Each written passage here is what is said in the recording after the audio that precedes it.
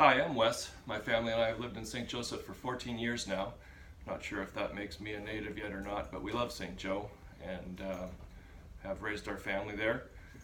Some of you may recall in March when there was a shooting in the Walmart parking lot, and my daughter and her boyfriend were in the parking lot at the time. I remember we were only a few blocks away and heard the emergency vehicles going over there before we knew what was going on. You can imagine my thoughts as a parent when I heard that someone had been shooting at someone else in a public area like that, and my daughter had narrowly missed being caught in the crossfire.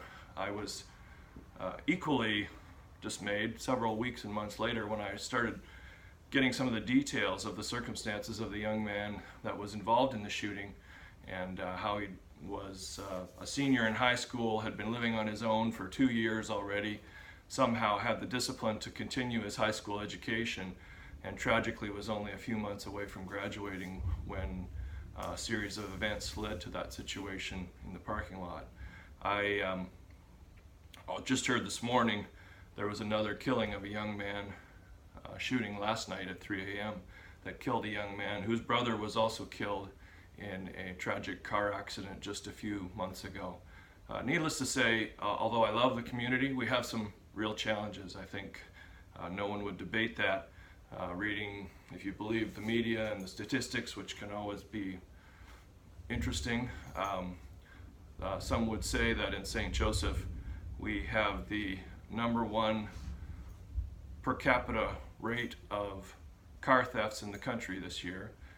We've also been rated as the #1 per capita violent crime in Missouri.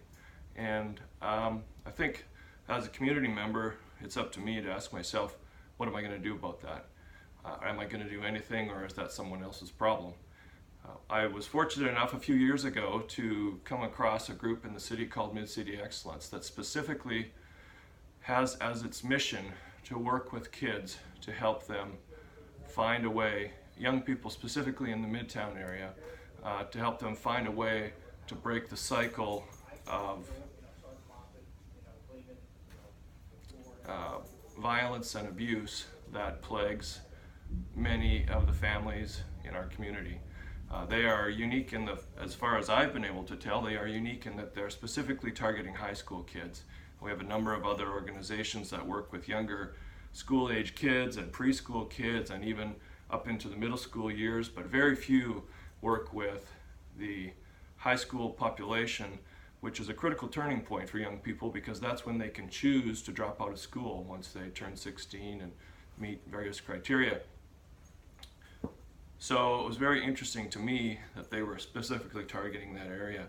They are targeting to really show them that there's another way, help them achieve in areas where they may be struggling, tutoring them in math and sciences where there's traditionally challenges that are sometimes go unnoticed until the high school years and are obstacles to completing their education, trying to show them what love can really do. Love is kind of a euphemism that we throw around too freely sometimes, but what love can really make a difference in their lives and how their future doesn't have to be the same as that of their family members and friends and the future that's been painted for them just in the environment that they've grown up in. MidCity Excellence has been around for 17 years.